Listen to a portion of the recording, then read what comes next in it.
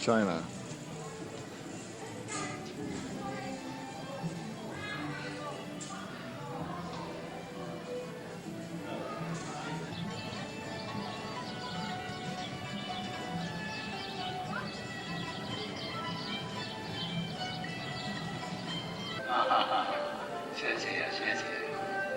These are the grasslands of Inner Mongolia. Traditions are very strong here, such as giving passing strangers some tea.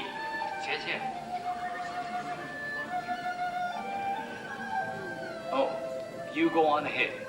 I'll be right there.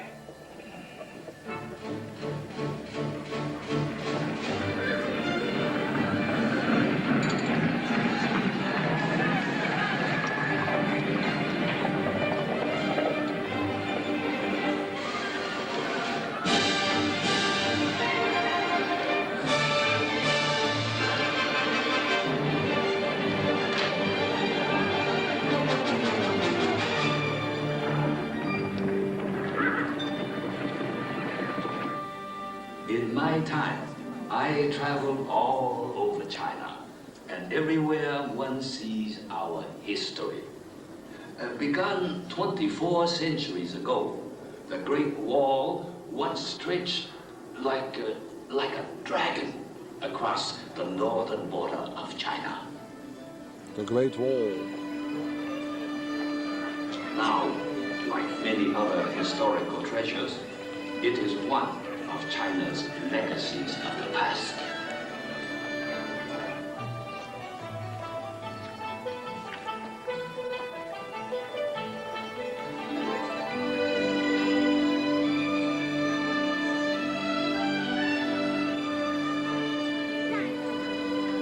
For 8 centuries, this dangerous intersection of 3 rivers has been guarded by a silent stone sentinel, the giant Buddha of Leshan. China also has a living legacy of her past. The classic Peking opera.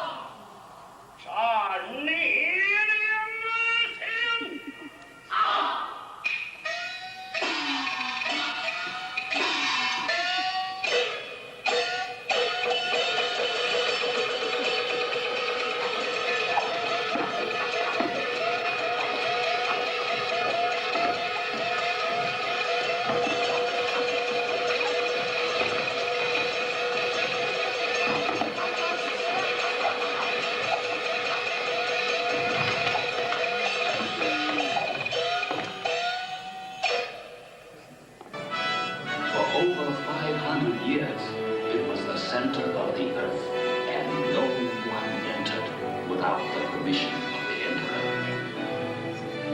Since the declaration of the People's Republic, the Forbidden City is no longer forbidden.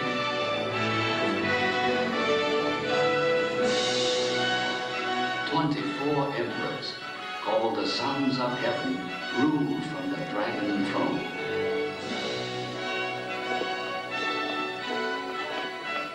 First came here, I was overwhelmed by its sheer size.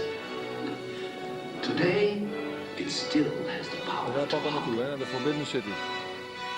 During the European Renaissance, the emperors of the Ming Dynasty built this walled city of 6 palaces and 9,000 rooms.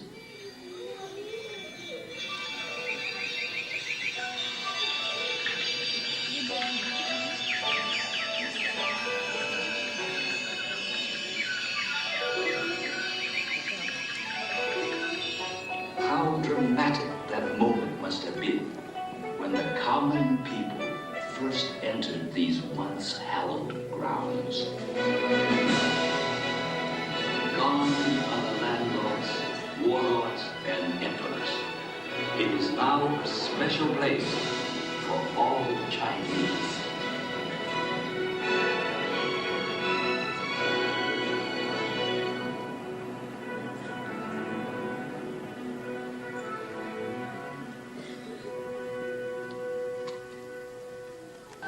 and answer not.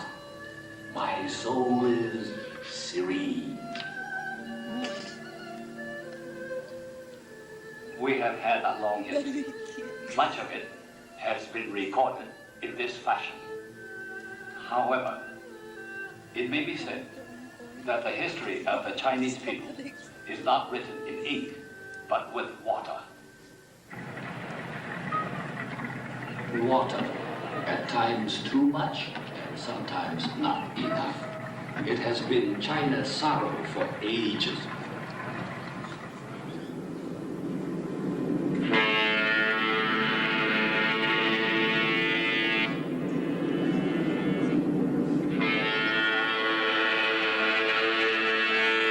Along the 3,000 miles of Yangtze River live and work 1/10 of the population of the world.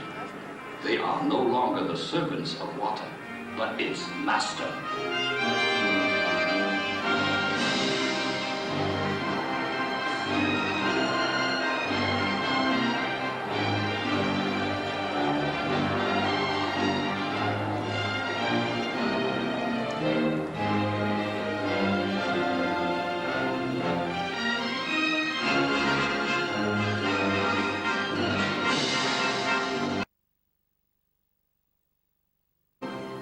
Rice terraces climb like 1,000 steps up the mountain walls.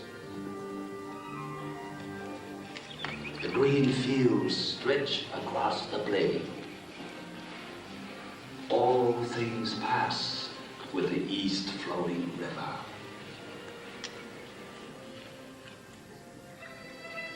Suzhou, its very name means plentiful water. This 3,000-year-old city sits on the Grand Canal, the largest man-made waterway in the world. Many travelers have passed this way. Marco Polo, for example, he once called Suzhou the Venice of the East.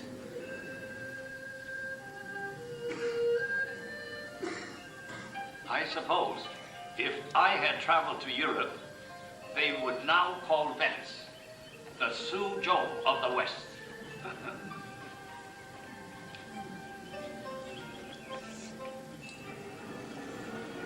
At the end of those east-flowing rivers is one of the world's greater cities, Shanghai. Its European influence is unmistakable, but its vitality, variety, and sophistication are distinctly Chinese.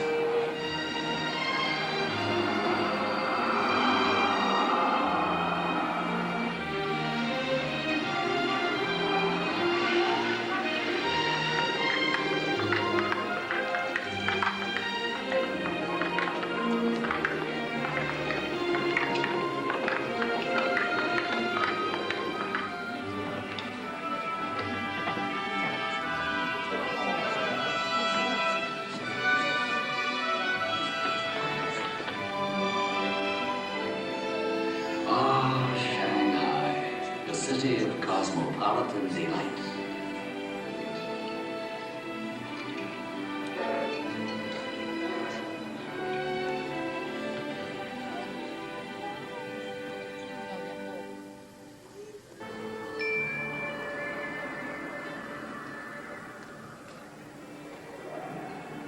China is so vast that even within her borders there are distant lands. In the far northeast, there is Heilongjiang. Winter here can last 6 months. Where others might curse the climate, these people celebrate.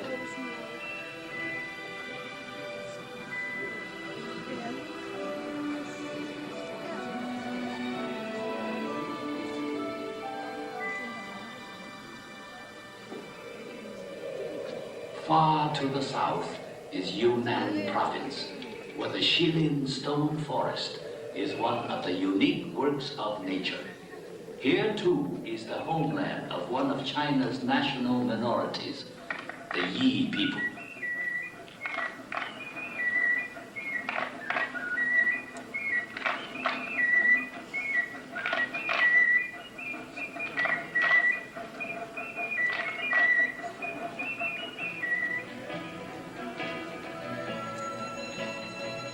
the great western frontier lies the wilderness that is Xinjiang province.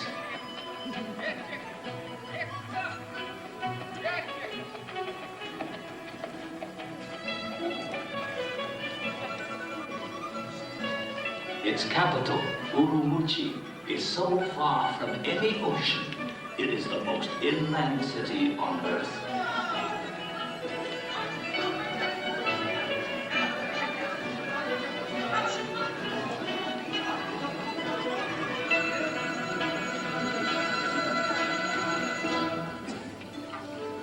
Jiayuguan in Gansu province was once a way station on the ancient Silk Road. Oh yes, I almost forgot. Out here in the Gobi Desert, one also finds the extreme western end of the Great Wall. With its tail lying in the desert, the dragon's head lies thousands of miles to the east at Shanghai Guan, where it drinks from the Bohai Sea.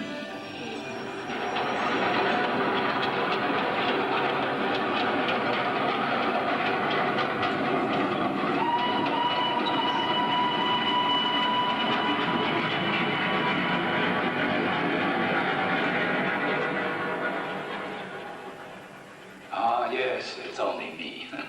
I brought you to a place of unique beauty called Reed Flute Cave. The same forces that shaped these pillars of stone have done a more remarkable job directly above us.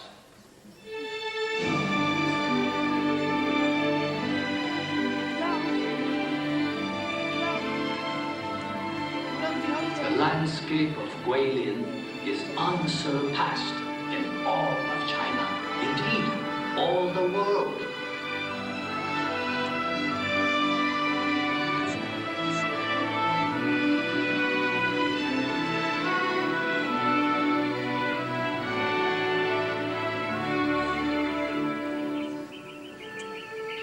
The unusual hills are limestone formations called karst. They were thrust upward from an ancient seabed and then eroded by wind and rain. Whatever their origin, for centuries they have been the subject of countless artists and poets, like myself.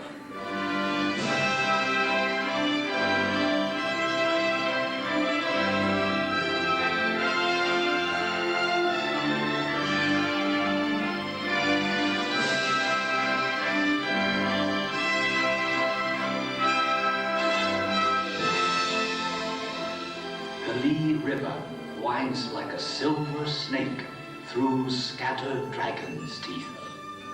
Whoever looks on this loses himself in eternity.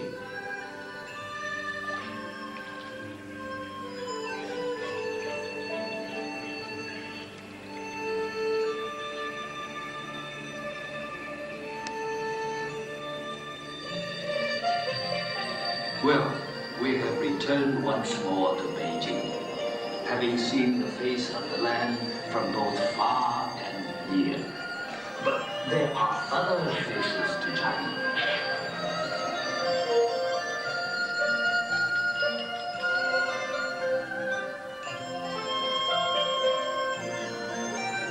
We're now at the Temple of Heaven, where we've come full circle. I wrote a poem many years ago. It's like this. This is the place where we must sever. You go thousands of miles, my friend, once forever. And like the floating clouds, we drift apart. The sunset lingers like the feelings of my heart.